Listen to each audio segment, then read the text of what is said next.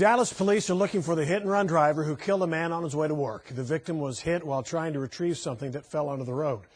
Fox 4's Phil Alvarado is in the West Oak Cliff neighborhood, right near where this accident happened tonight. Phil.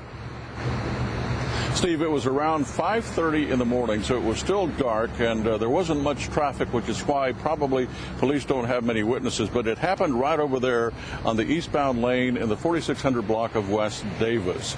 There is an incline, but anybody coming this way still has a pretty clear view of what's ahead of them. The family is asking whoever's responsible to please come forward.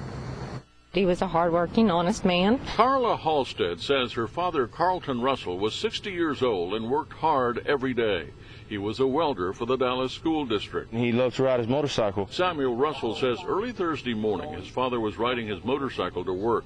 An ice cooler with his lunch fell off the bike into the road. He always carried his lunch to work to save money. It fell at about the 4600 block of West Davis Street, just east of Loop 12. He circled around and came back and parked his bike. It was about 5:30 in the morning. Dallas police say as Russell went to pick up the ice cooler from the center lane, he was struck and killed by a hit-and-run driver. You don't hit somebody and don't call for help.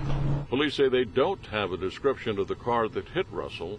The family says they went to the scene of the accident and found a few things on the road that belonged to their father. Police say they found Russell's Kawasaki motorcycle on the kickstand with the engine still running, parked on the shoulder. Samuel Russell says more than anything, his father loved his 4 grandchildren. My sons are losing their grandpa more than I'm losing my dad. I had time with my dad, and I have a 6-year-old boy who's just now getting to know him good. And I had to go home and tell that boy that, his grandpa, he won't see him again. Russell's family says that, they have been out here before, and their father drove his motorcycle to work almost every day, and he was very familiar with these traffic patterns. One of the things that they've considered as police is, was that driver maybe texting or on the phone or maybe even intoxicated. Whatever it was, police can really use your help right now finding out who did this.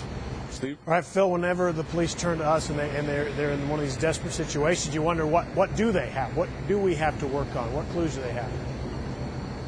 Well, what police are telling us right now is that they just don't have any type of vehicle description. The family, as we said, they came out here today, and they tell us that they found some debris, some parts that may have come off a car. Based on what they found, they're thinking that maybe it was a red Ford, maybe even a Mustang, but they acknowledge that there's a lot of debris along this roadway, and but for them it's a start at least. Right, Phil Alvarado live. Thank you.